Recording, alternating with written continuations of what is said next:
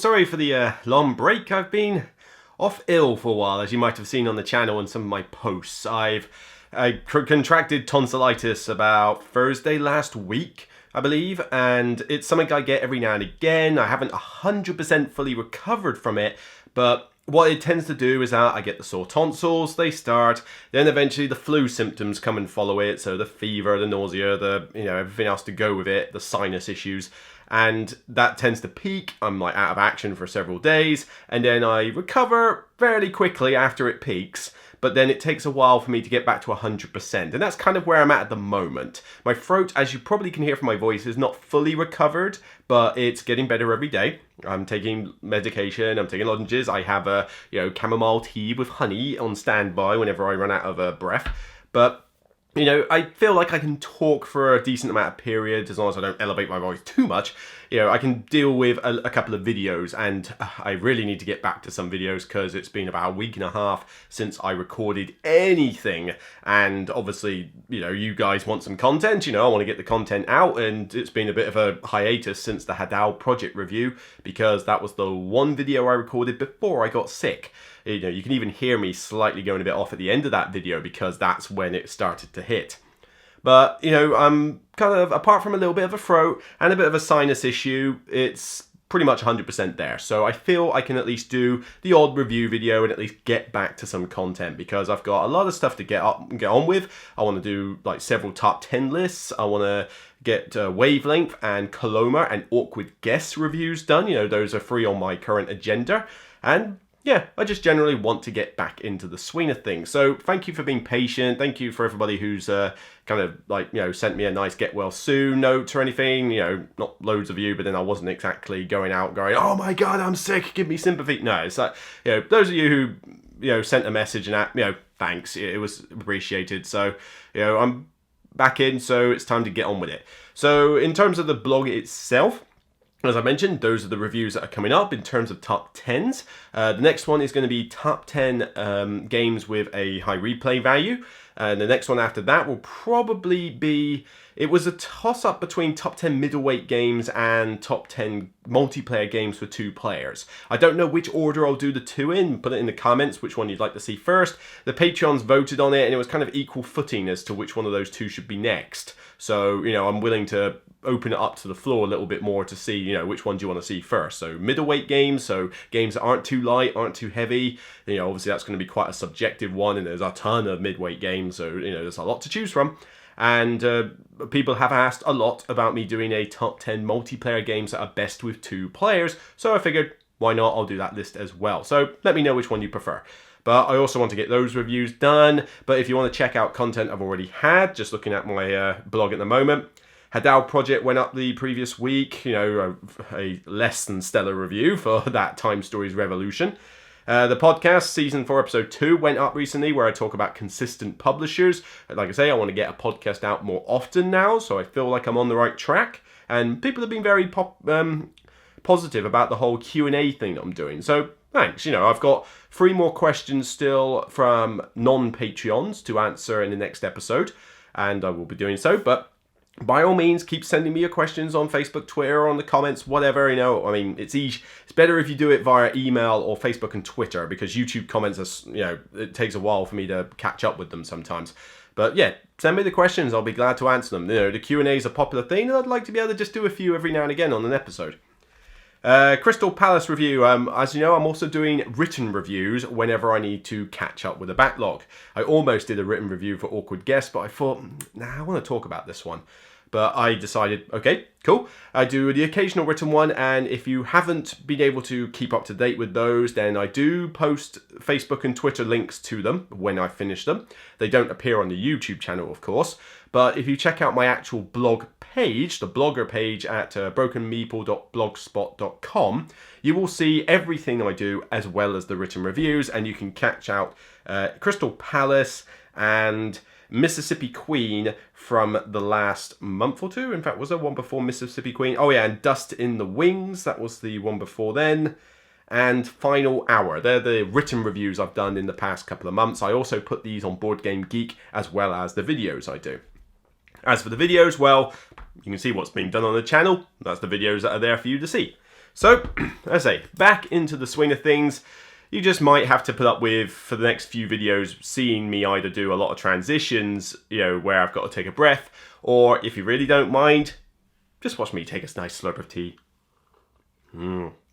Lovely. I am a big tea nut. I do love my teas. And let's face it, to try and survive, with flu and tonsillitis, I actually probably put myself through caffeine withdrawal because I couldn't have any caffeine. And it was probably a good thing I put myself through that because I was drinking way too many coffees at work.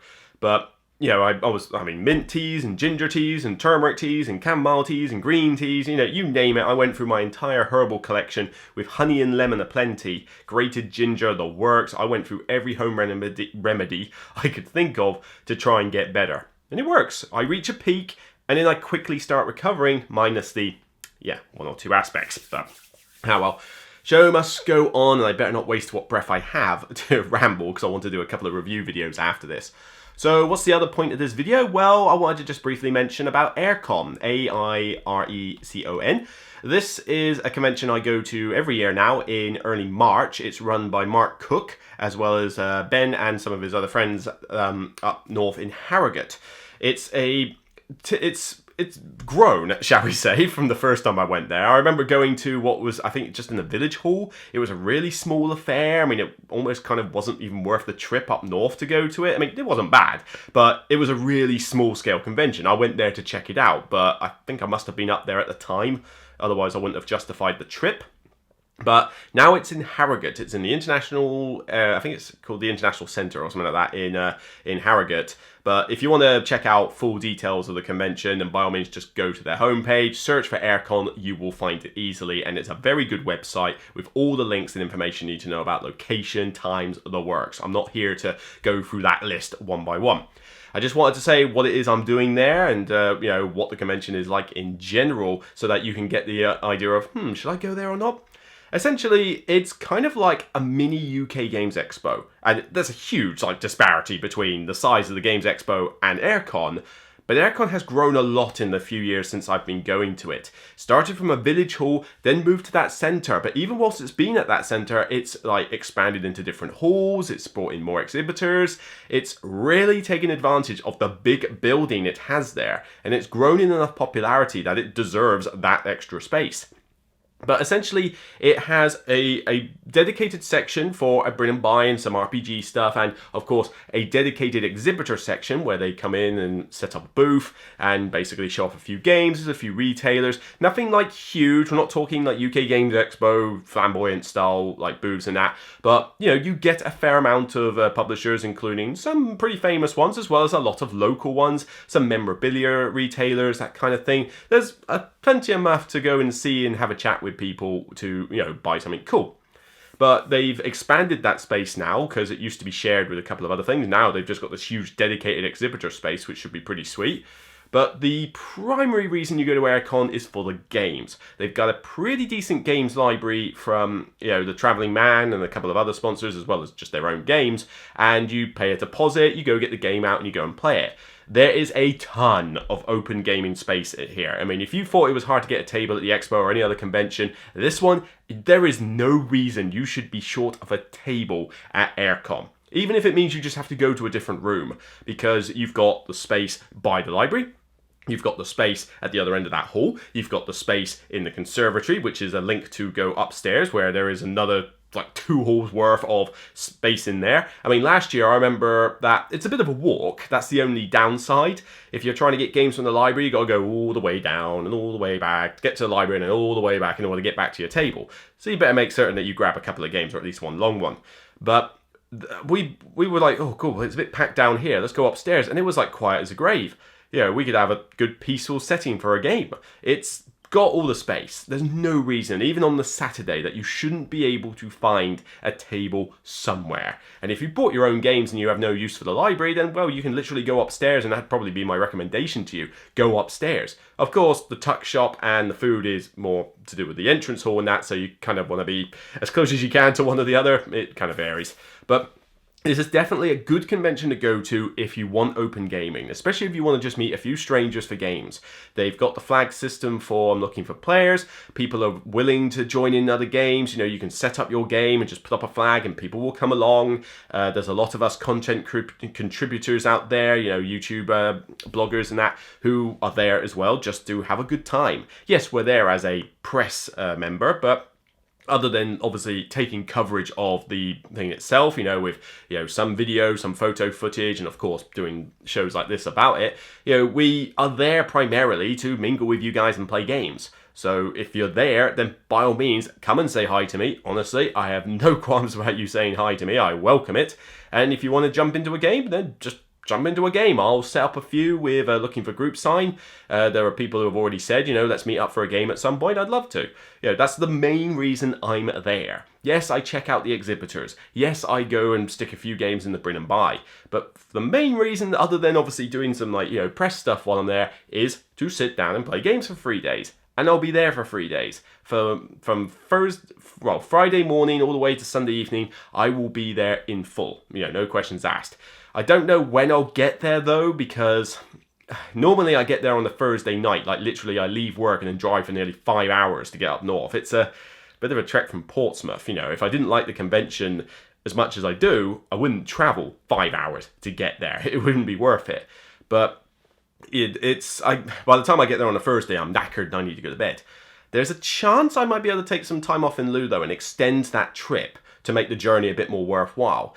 I hear the coronavirus is a little bit up in the air around York. At least that's what my mum told me.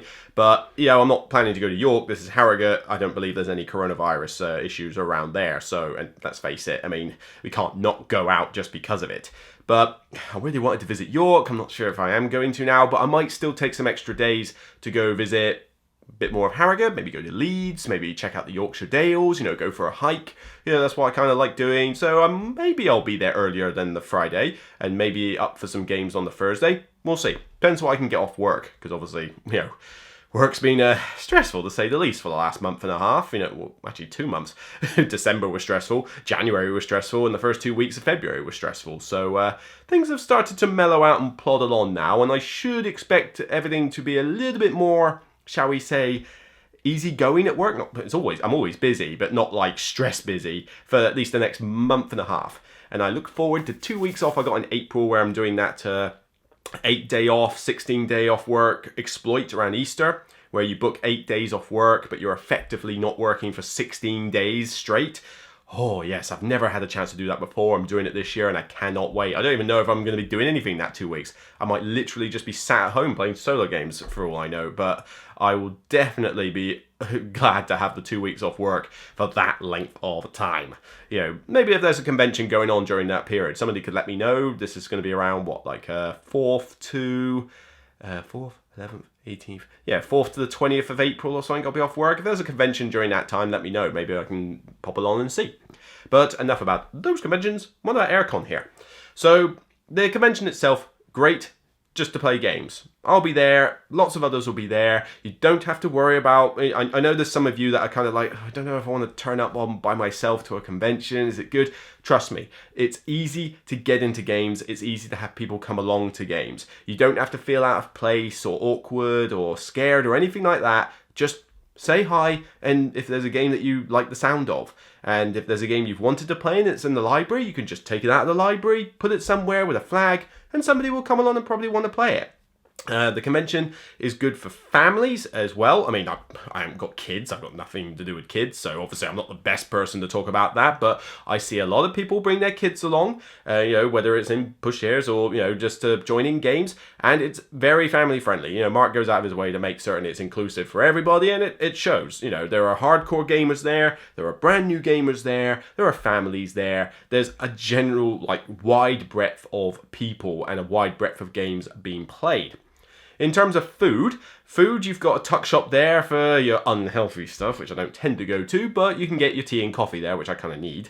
There's some fast food sort of what's the word for them? The truck stops, I don't know, but you know, those mobile catering things at the back for things like pizzas and burgers. Again, unhealthy stuff.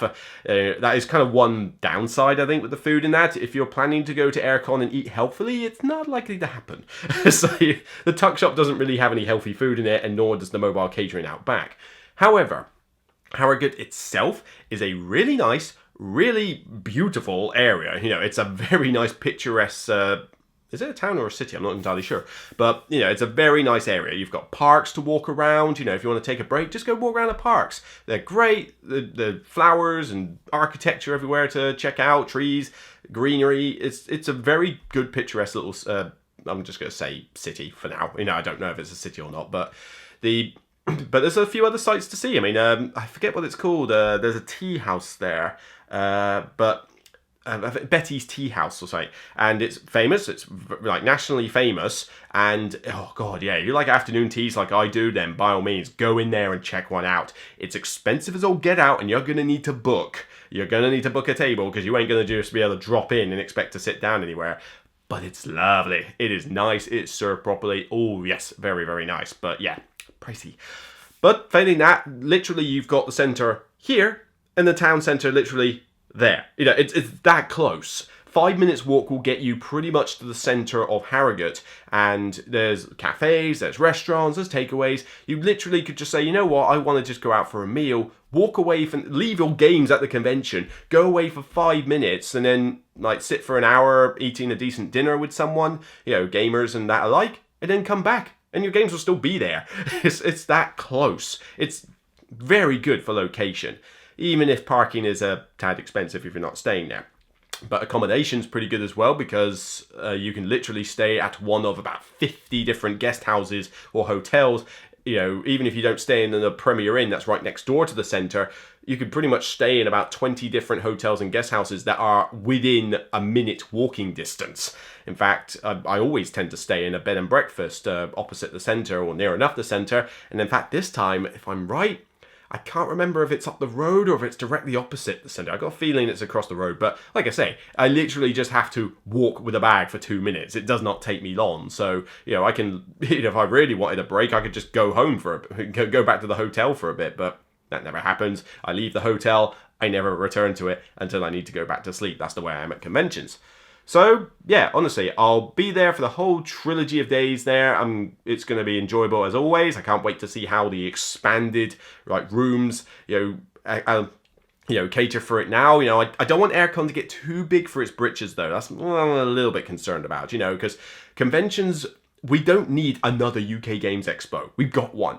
You know, we just want a lot of like small or mid-sized conventions that cater for specific groups or specific areas and do that job well. Yeah, there are some smaller conventions that I feel are getting a little bit too big for their britches, which means that they're selling out tickets-wise or the hotel can't accommodate them, and it grows problematic at that point. But with Airecon, never a problem getting a hotel, never a problem getting a table, never a problem finding the gamer. It's, well, hit and miss on finding the gamer, but for the most part, it's generally pretty easy. You know, just grab a flag, grab a game, and if it's a good game, somebody will come along and want to play it.